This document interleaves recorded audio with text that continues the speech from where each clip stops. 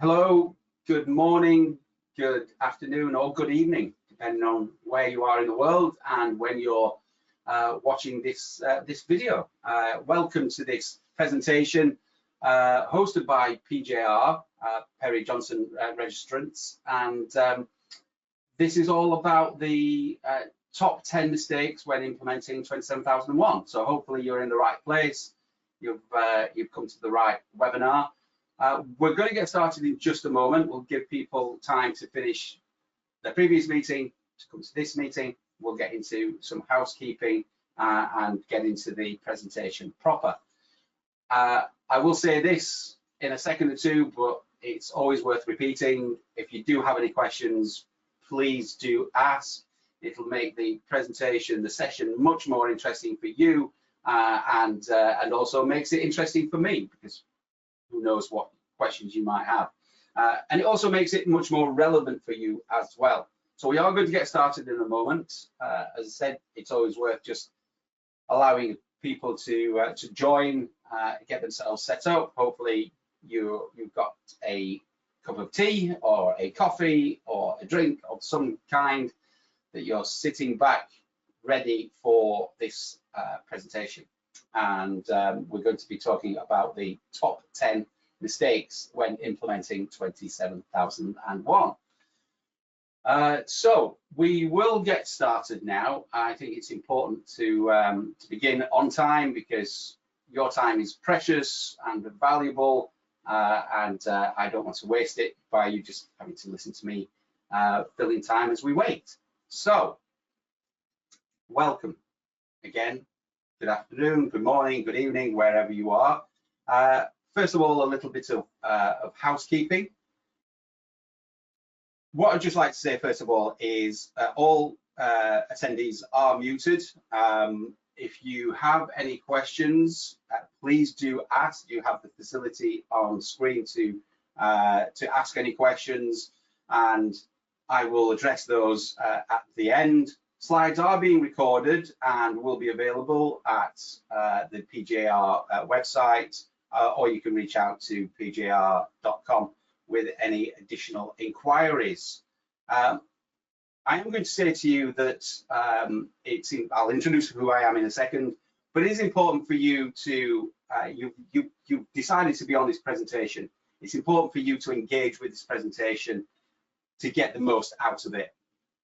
There's very little point of you signing up to this presentation and then deciding, well, I'm going to answer a few emails, maybe take a few calls, go on whatever website that either social media or whatever, because you're not going to get the maximum value out of this this session. And I want you to get the maximum benefit out of this session. But who am I to ask of this? Well, I'm your presenter for today. My name is Gary Hibbard. And I'm going to ask you a question, first of all. It's a rhetorical question. Just have a think about it. What if you had an opportunity to have a consultant at your disposal that you could ask them any questions about ISO 27001 and be able to gain inside knowledge on the biggest mistakes that they have seen over their 35 years working in cybersecurity, information governance, and data protection? Well, you don't have to wonder what that would be like, because that's exactly what you've got over the next 40 minutes or so. What I want to be able to give to you today is a inside knowledge, not just of the mistakes that people make, but how to avoid them. That's critical. Because it's not just about saying to you that people make mistakes, because of course people do. But as a consultant working within my own consultancy called Consultants Like Us, we see people implementing 27001 and getting some very fundamental things wrong. Now, this list that I'm about to go through isn't in any particular order. I'm not going to take you from number 10 down to number 1 and say that this one is more important than this. These are just the most common mistakes that we see people make. So hopefully you are suitably refreshed with a coffee, a cup of tea, a glass of water, and you're ready to start taking some notes. So here you are. Number one, let's start with the first mistake that people make. This lack of management buy-in or support. When implementing 27001, you've got to have a clear understanding of why you are implementing this standard. It's no small undertaking. It requires support from across the business in multiple different areas. If you don't have management buy-in to implement 27001, then quite frankly, your whole program is going to fail. So if you are the head of IT, or you're head of risk, or you're the head of whatever operational area of your business, and you're just there thinking, well, I think we need to have 27001 in place, you should be clear about why it's important. And we'll touch on that in several places through this list of 10 reasons. But without that senior management buy-in, then the whole program will falter. It's going to take time. It's going to take time of your senior leadership, or your board or your management team, whichever that might look like within your business. You need to have collectively their buy-in, but I would also suggest to you that you need to have their individual buy-in as well. So imagine, if you will, what your senior leadership team looks like right now. So I want you to close your eyes and imagine that board of directors. You have the head of operations, you have the head of HR, you have finance, you have your CTO, your chief technical officer, you have perhaps your head of sales and operations and marketing, etc. Imagine that table in front of you now. What benefits can you see that ISO 27001 will bring to each of them? Not just collectively. You know, you can sit there and say, well, it would help us with our within our IT team, because it will reduce number of incidents that we have, number of outages potentially. You could also look at your sales team and say, well, for us to be able to differentiate ourselves in the marketplace, having ISO 27001 in place will help us be able to go with our sales message in much more proactive manner in terms of being able to protect people's data if there is an outage, or making sure that there isn't an outage and isn't an incident, and therefore reduces the likelihood of losing sales. It may also make sure that when you've implemented 27001, that you can go for larger contracts, more blue chip organizations, or indeed onto government frameworks. But look around the room, look around that board table, and identify some of the hotspots, some of the benefits that you will have for each of those people, and then gain their support, both individually and collectively. Without it, as I said at the beginning, without that management buy-in, your program's going to stall, it will falter, and ultimately it will fail. Number two, one of the risks and issues that we see quite regularly with organizations is when they try and implement 27001 and the scope hasn't been clearly defined. You just haven't set it correctly. Sometimes we go into an organization and the scope is just too wide. We met a business probably about 6 months ago now, and they had 14 offices dotted around various different regions around the world. And they wanted all of these offices to be ISO 27001 certified. It was just too big a scope. It was just too big a project. It caused too much confusion because there was too many different processes that were occurring in one region versus another. The way that people were onboarded in one office was different to another. So trying to unify and clarify how these processes should work was really quite difficult and really quite complex. It led to a lot of confusion. It led to the program itself faltering, again, stuttering and starting, which led to people becoming disenfranchised with the process, people being feeling that they just couldn't get hold of what they needed to be able to improve their security and thereby ultimately achieving ISO 27001. So having too broad a scope is problematic, but also having too tight a scope also can cause you problems. We went into an organization once where they said, look, we don't want the whole of this building to be within scope. We only want this particular floor. On the 3rd floor, that's where the main IT function is. That's all that's in scope. That's where the development happens for this application, this service. Why would we want to include floors 1, 2, 4, 5, and 6? But the moment you take these things out of scope, remember, you need to explain why these are out of scope and why they are excluded. So there's more questions to be answered. And because HR and the operational team sat on the 4th and 5th floor and the finance team sat on the 2nd floor, suddenly we had the situation where we had to explain, well, we're going to train the people on the 3rd floor, but not the people on the 2nd and 4th, 5th or 6th floor. So they're not involved in the training, which then just leaves this them and us situation. So there's policies that have to be applied in one floor, but not on the 1st floor. It becomes problematic. So your scope needs to be defined broadly enough to be able to encompass the processes and the people that are involved in developing or delivering the services of primary concern, which is essentially whatever it is that you're trying to protect, what is it you're ultimately trying to do, what your organization is about. That's what needs to be in scope. When we define the scope within consultants like us, as we define this, often we will say to people, think about the people, the processes, the systems that you use and the providers, and ultimately the service. What is it you're trying to, what is it you actually deliver?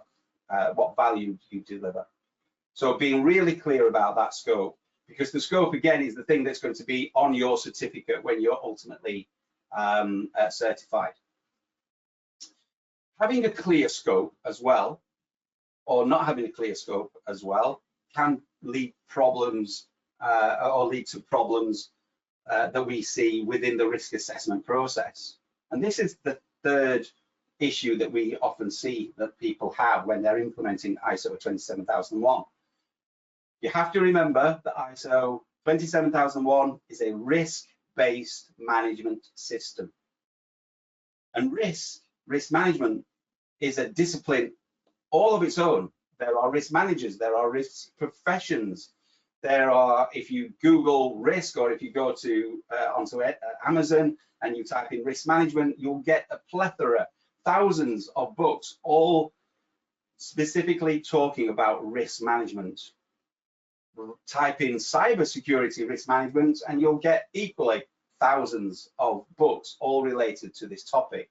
So risk it's a big area, and I do presentations and I do training on how to conduct risk management processes. But if you don't have a basic understanding of risk management, your program is going to suffer, because ultimately what you're trying to do is identify, well, these are the problems, these are the risks to our organization, and these are the controls we're going to apply that are through ISO 27001 to these risks in order to be able to manage the risk effectively, because that is what ISO 27001 is looking for you to do, is to identify your risks, to assess them fully, analyze them, and then ultimately treat the risks in an appropriate way. Now, as I've said, what risk management is in its entirety is unfortunately beyond the realms of this presentation, but just be very clear about this issue, that a mistake that people make is not conducting some form of risk assessment. And it doesn't have to be complicated. I said to you at the outset, It's a big area, and it is, but it doesn't have to be complex. So what you need to do is simply this. First and foremost, remember that a risk is a threat and a vulnerability combined. So when people say to me that a risk is hackers or cyber criminals, or a risk is malware, ransomware, those sorts of things, that's one word. Yes, you're right. Of course, malware it could be classified as a risk, but why? How does that manifest itself to you? In truth, malware or ransomware or cybercrime or hackers is a threat. That's the threat. But what's the vulnerability? So what I want you to do now is pick up a pen and paper and think of what you might think of a risk. So, and I'm giving you some examples here. Ransomware. It's very common, where a form of malicious software gains access to your network, your systems, your PC, and encrypts everything. That's malware, ransomware. Now, what I want you to think of is the next part of this, the vulnerability. We are at risk from ransomware because, and it's that word because that is fundamentally important.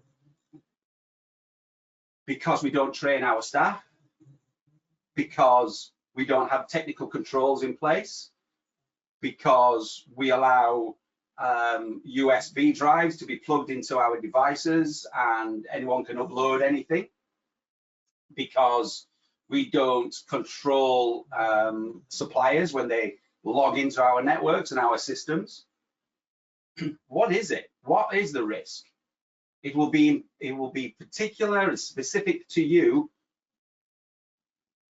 compared to someone else. So you need to think about what is the threat, malware, cybercrime, and then the because. What comes after the word because? Because we don't back up our software. Data is at risk because whatever it is.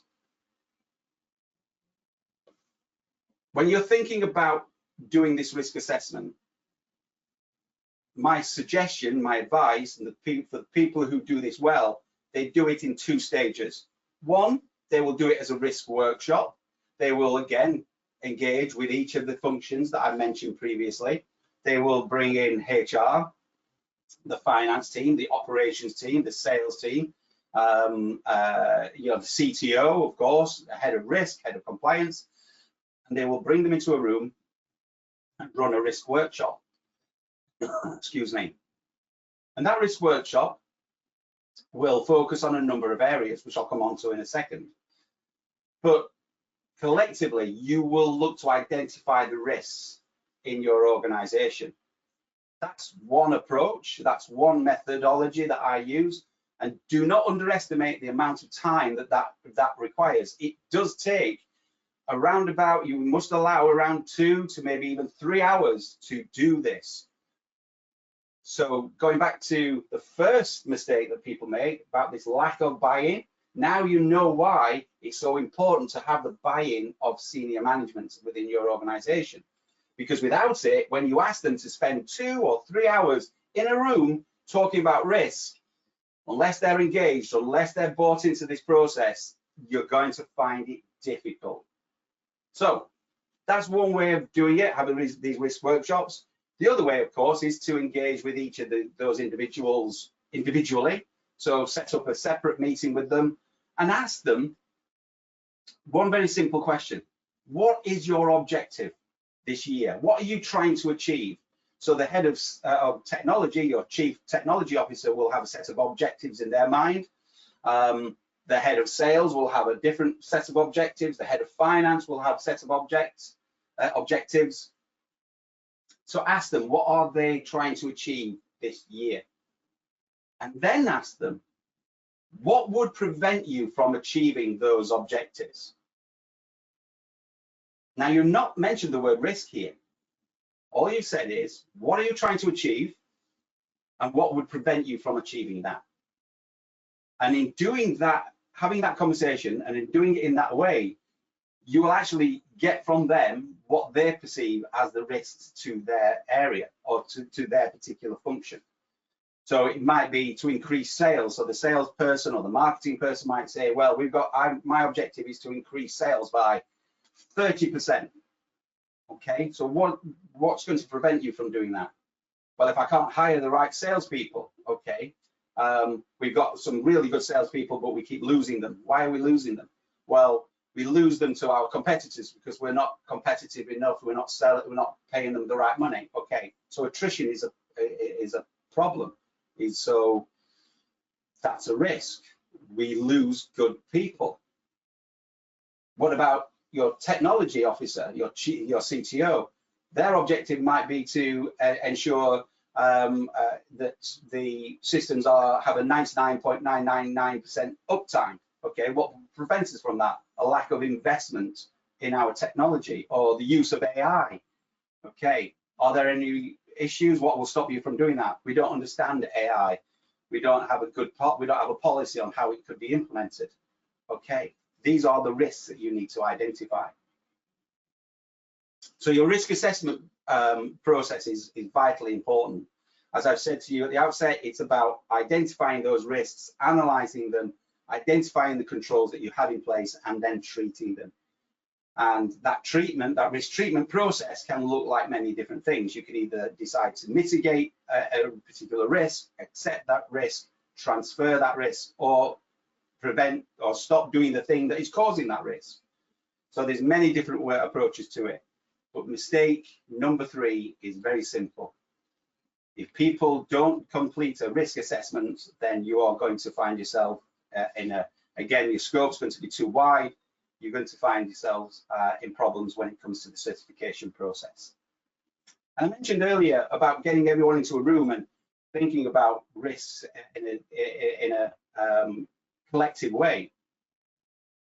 And this is really important. And this, again, is one of the reasons why we see people failing with ISO 27001, is that they focus purely on the technology. They think that ISO 27001 is a IT problem. They think it's an IT standard. In actual fact, when you look at ISO 27001, you'll note that the standard itself, the controls are broken down into 4 separate areas: organizational controls, there are physical controls, there are people controls, and there are technical controls. So it's not just an IT system, management system. It is much broader than that. And when we run risk assessments and risk workshops, we will ask everyone in the room to sit and think about the people risks that they perceive within the organization. So you're forcing the IT team to think more about people. Then when we sit and ask them also, after they've thought about people for 10, 15 minutes, we will ask them to think about the premises, the physical aspects of security within the organization. So the head of facilities is going to be in their zone of genius. They will know all the physical issues, but you're now requiring the IT team and the operations and the sales team to think about physical risks. And we go through this process by thinking about people, premises, processes, PCs and providers. And when we say PCs, we mean systems. It just keeps it nice and simple. It keeps it down to 5 Ps. People, premises, processes, PCs, and providers. When you're doing your information security risk assessments, when you're looking at information security, it needs to encompass all those areas, because miss one of them and you're going to miss a lot of risk, you're going to miss a lot of issues. Those organizations who purely focus on the IT typically find themselves come undone when they suddenly start to talk about access control, and the auditor, the external auditor, comes along and says, okay, so you've got access control sorted, and the IT person says, yes, absolutely, or the manager of ISO 27001 says, yes, absolutely, anyone who needs to access our systems, we've got those people nailed. we understand role-based access controls. We have all of that in place. We're golden, amazing. What about physical access? What about your proximity cards? How many people have your key to your front door? How often do you change your access codes on your critical areas of your business? That's the time when everyone falls quiet in the room, unless you've considered people, premises, processes, PCs, and providers. So broaden this out so it's not just purely focusing on IT. Now, we've mentioned processors and PCs and providers and premises and people, so there's 5 Ps here. But there's a 6th that I haven't mentioned yet, which again is the next mistake that we see people make. And it's around policies. And when we go into organizations and we help them with ISO 27001, typically one of the biggest mistakes that we see made is that people have overcomplicated their policies. They have a password policy, which is 15, 20 pages long. How can you have a password policy that is 15, or a policy of any description that is 15, 20 pages long, and expect people to understand it? This also, the documentation also comes down to, or poor documentation also is in association to processes and procedures that people document, guidelines that people document, or just a lack of control around version. What version am I looking at? When was this document last updated? Good document control, basic things. This is not rocket science. This is just basic document management.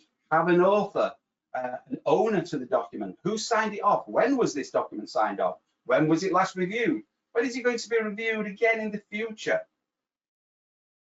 But coming back to the policies, and this is really fundamental, and I'm very passionate about this, as I am indeed about all things security related, and that is that people, when they're sitting and writing a policy, I often wonder, what is going through your mind? What are you thinking? Who do you think's reading this document? What do you want them to go away with? What information do you want them to leave when they've read this policy or this procedure? If you have a document that is long, and apologies for anyone who comes from the legal sector here, but if it's full of legalese and it's impenetrable technical jargon because it's been written by the technical team, then you're going to lose 50%, if not 90% of your audience. You need to make sure that your document is clear and concise and has a real point to it. It has an objective. What do we want people to go away with, or to do, or to feel once they've read this document? With our policies, our aim is to get policies down to 1 page.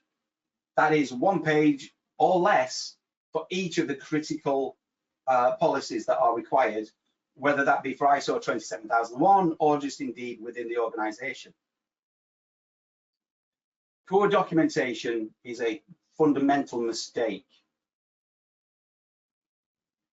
The final word on this, I will say to you, and again, it's about policies, but it's also about procedures, is think about the neurodiverse within your organization. If you have a block of text, does it make sense? Can people read that information? Is it better to be presented as a picture, as a flow chart? What can you do to make it more understandable for your audience? You're writing for someone to read this. Don't just write a policy or a procedure that will sit on your shelf and won't be clear to anyone. It won't be understandable or be read by anyone. Because fundamentally, people need to understand what information security is and how it applies to them, and what your expectations are. And there is nowhere on any standard does it say that documentation or policies or procedures have to be boring. You can have fun with them. You can make them fun to read, include cartoons if that's appropriate for you and your organization. Whatever it is that you need to do to make those policies or procedures or guidelines understandable to your audience, that's what you need to do. Be creative. Now, I did say that there is no sort of top 10 here of, you know, from starting at number 1 and we get to number 10 as being that's the crescendo. Not having a clear plan is a good example here of me just simply, as I was putting these together and thinking about the most common mistakes that I've seen, is an example of, oh yeah, of course, people don't have a plan. They start with, right, okay, we're just going to get ISO 27001 in place. It's like, okay, that's the plan. Like, do you have a process for this? It's not a one-time fits all or a one-size-fits-all type of approach here. You need to think about, well, what am I trying to achieve? What's my objectives? Going back to the scope that I mentioned earlier. So start with the end in mind. Where do I want to be? When do I want to be certified? And then work back from there. It really starts with a gap analysis of the standard. So understanding where you are today, this is where I am right here, and this is where I want to be. It's like setting a sat nav. It's a case of saying, right, well, I want to be there. I know I'm here. How do I get there? What route do I want to take? Is it a direct route, or am I going to go around the houses? Am I going to run a risk workshop first, or am I going to canvass each of the individuals? So develop a project plan. Again, within consultants like us, the way that we approach this is just to have a very simple Gantt chart that starts with gap analysis. Let's understand where we are today. You can't protect what you don't understand. So understand where you are today and then build out from there. Who do I need to engage with? When do I need to engage with them? What policies or departments am I going to work with first, and what policies am I going to review first? Have that clear plan, and that way you can track where you're going to ultimately end up. Because if without it, if you don't set your sat nav and just wildly get in your car and start driving, who knows where you're going to end up? And it's exactly the same with ISO 27001. Have a clear set of objectives. And it's not just achieve ISO 27001. ISO 27001 certificate on the wall is great, but it should also include other objectives such as achieve buy-in, ensure that customers are aware, websites are updated, that type of thing. So have a clear plan to develop that. When you're actually implementing 27001, and when you've implemented it, you have some mandatory requirements. The first of these is one of the mistakes that we often see people falling foul of, which is not conducting internal audits. Your gap analysis that you start at the very beginning is your first and biggest audit that you are likely to complete. You're auditing all of the controls, because what you're saying is, what does this control require? Do we have that in place? If we don't have it in place, what do we have in place? And can we improve upon it? That's what an audit is. And again, auditing is a profession. There are many books and many approaches to conducting audits, but right here and right now, keep it simple. Your audits should be conducted periodically. Unfortunately, ISO 27001 doesn't determine what periodic means. So it's down to you to decide how often you're going to conduct your audits. Going back to a previous point we talked about earlier about risk management, your audits really should be led by risk. If, for instance, you are a completely virtual organization, or pretty much you've got 200 staff, 500 staff, all working remotely, apart from 100 people or 50 people who work from an office, one centralized office, then does it make sense that you conduct an internal audit on your physical premises every 6 months? Not really. Probably it would make more sense to conduct audits around remote working practices. Your audits should be focused more around people and training and awareness than the physical aspects. So again, think intelligently about your internal audit process. As I've said, the standard itself simply says the word periodic, but what does it mean to you? But you need to conduct internal audits, and if you're going to do them on a quarterly basis, that's fine. I would suggest that you do that at the very minimum. One of the mistakes that we saw in an organization, they actually did conduct their internal audits, but what they did is they simply did audits once a year. So they bunched them all together, and in August, that was their audit month. That's all they did, audits throughout the month, which kind of does pass muster in terms of 27001 because it says periodic, and once a year is kind of periodic. But the problem with that is if there are any findings that come out of those audits, well, when are you going to go back and check that those audits, the results of those audits have been addressed? If you've had a minor non-conformity, let's say, for instance, people aren't following your backup processes, people aren't backing up the data, or your systems aren't being backed up, are you waiting a full year to conduct an audit again to make sure that that matter's been addressed? Which is why we would suggest at the very minimum that you run periodic audits. Periodic audits are meant to be run on a quarterly basis, if that makes sense. Quarterly basis at the very minimum. Linked to this as well is not running management review team meetings. And this is a very simple one. Again, in terms of levels of control, you are required, mandatory controls, that you are required to run these periodically. We would always suggest that MRTs, management review team meetings with your senior leadership team are conducted on at least a quarterly basis. Don't just have an annual meeting where you talk about the number of incidents that you've had, any changes in the organization that might impact upon the ISMS, for instance. These are things that need to be discussed on a much more frequent basis. Some of our clients, some of our larger clients, we have weekly management review meetings. Some of them are on a monthly basis, and then the vast majority are on a quarterly basis. But certainly, as you're implementing 27001, to get into the rigor, we would always suggest that you run your, when you're developing your 27001 program, you should conduct monthly MRTs, checking against the plan that you created earlier and making sure that you are on track.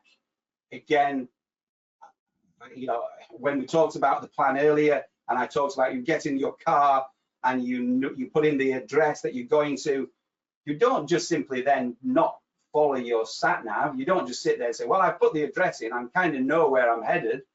You would periodically keep looking to make sure that you're on track, that everything is working as it should, and you're headed in the right direction. That is the point of the MRT. The MRT could also be the people involved in your risk assessments, and probably should be the people involved in your risk assessments as well. So the biggest mistake we see people make here is not running regular MRTs. So make sure you are doing those. Very closely linked to this, mistake that we see people make as well is not conducting training and awareness. Now notice that there's two words here, training and awareness. I think it's the wrong way around. It's awareness and training. Awareness means, are you aware of the policies? This is where they are. The policies are on the intranet, or the policies are in our company handbook. Oh, I'm now aware of those policies. Thank you. Making people aware of them and placing an expectation on them to read those policies is one thing. Training people on how to follow those policies and procedures is quite another. In actual fact, again, within consultants like us, we go one step further and we talk about awareness, training, and education. So there's an education piece which is much deeper, which may only be required by a certain number or a certain group of people. So education might be for developers, for instance. So we might go into secure coding practices where we educate them on different practices for secure development and the secure development lifecycle. That education isn't required by someone who works in the sales and marketing department. But the sales and marketing department do need to be aware that there is a process in place or a policy that governs software development. And the sales and marketing department may need education around regulations regarding data protection, such as GDPR, the General Data Protection Regulation, or PECA, the Privacy and Electronic Communication Regulation, or indeed any other regulation that is relevant to your area. So there is awareness, training, and education. But don't just simply put up a few posters or just put your policies out onto the internet, send out a couple of emails and expect people to understand what it is that you expect of them. So again, just like your program that you did earlier, your program should include a segment, a section, which all talks about how are you going to raise awareness of the importance of ISO 27001 and indeed information security. How do we train people on what to do if there is an incident? What do I need to do? If I'm part of the crisis management team, what do I need to do? Being aware of a plan is one thing. Am I trained in how to follow that plan and what I need to do and what the expectations are is quite another. So not conducting training and awareness, again, one of the biggest issues that we see.